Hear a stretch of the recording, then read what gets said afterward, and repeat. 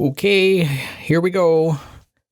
Hello YouTubers, this is noobifier. I started this playlist and series called Community Concerns because I have more time to research. If you missed past week's installments, they're put into a playlist.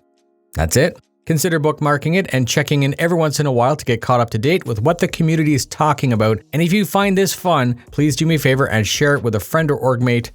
Today is the 20th of September 2022. We begin with the threads. Eden wants to know what the community will get for the milestone of hitting $500 million of funding. Will it be a letter from the chairman? Will it be a piece of hanger flare? And I will temper everyone's expectations by observing that we still haven't seen the 400 million something for reaching that something. So why do we now expect these like clockwork in 2022? Moving on. Hugin posted that to celebrate, CIG will postpone Pyro all the way till 2024 because the OP's post had stressed the team out. They went on to say that each post in Spectrum that were asking for something, the project receives a further 6-month delay. Obviously a joke. Eden replied that the developers shouldn't develop if they can't operate under the stress, and Lucia asked that we stop making noises as it irritates the developers. Space Cadet posted that the original post also derailed their project that has absolutely nothing to do with Star Citizen. So if you didn't know, these jokes are based on a poorly worded post from the past. This post went on for 24 more replies, and all of this comes from something that CIG used to do in the past. The 100 million milestone had a digital piece of hanger flare, which was a war bond that stuck to the wall. The 200 million was this fancy floating desk-mounted commemorative coin. 300 million was a Bearing S38 pistol, pretty cool looking with a nice gray and gold pattern. And as I said, 400 hasn't released a thing and therefore didn't have an accompanying letter from the chair, which was standard up until this point. There are two ways of looking at it. 10 years into development, many may not still be impressed by a letter from Chris, and they just want progress. I've already accepted years ago that this dream is going to take 20 years, so why not hear from Chris? Where's the waste in that? The 400 and 500 mil hanger flare might just be delayed due to the lack of a hanger to put it in, because the legacy hanger module was removed quite some time ago. 500 million is just an arbitrary number, as that's actually 438 British pounds. Here in Canada, I already celebrated that milestone 2 years ago, as 500 million US is actually $665 million Canadian, and 500 million is 10 billion pesos. So in Mexico, they were celebrating the 500 million mark on the 23rd of November, 2013. I'm sorry, White Knights, I had to. So to anyone jumping up and down in excitement, I salute you. To me, it's just another number, and I know that each month closer to release, the number is going to grow just like a birthday.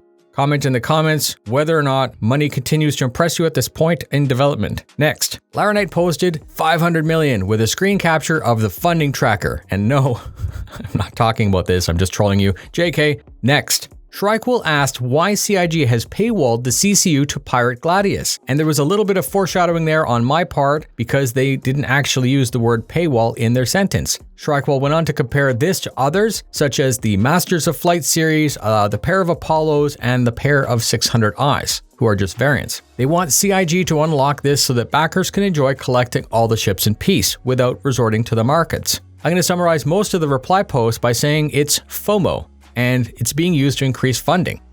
The full ship is available for purchase with 6 months insurance, and the CCU would let a player have that ship with LTI. FOMO makes people do crazy stuff, and I fully agree with the OP here. This is a light fighter painted with a red skin, but it's not a skin, it's a variant. Ladies and gentlemen, can you post in the comments, despite FOMO being an obvious boost to funding, should we draw the line somewhere, or is the CCU for the Pirate Gladius something that we need? Do we care? Next, Frundrid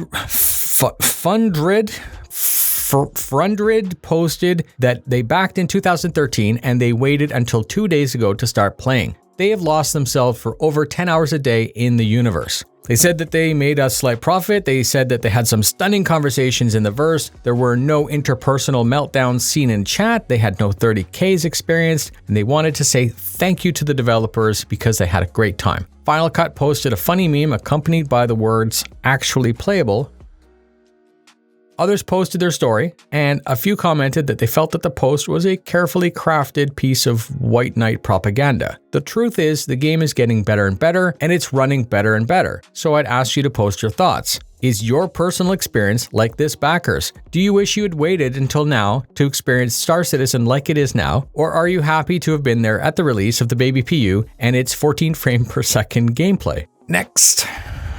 Epic Valor said that there's a new tactic being used by griefers. Apparently, and this seems too much like work for me, but whatever, apparently players are griefing other players by engaging with the Ninetales and then positioning themselves behind the other players so that they get shot or get some kind of crime stat. Apparently, they've had this happen to them over and over again, and they're venting all over Spectrum. Like the last place that people are going to care, right?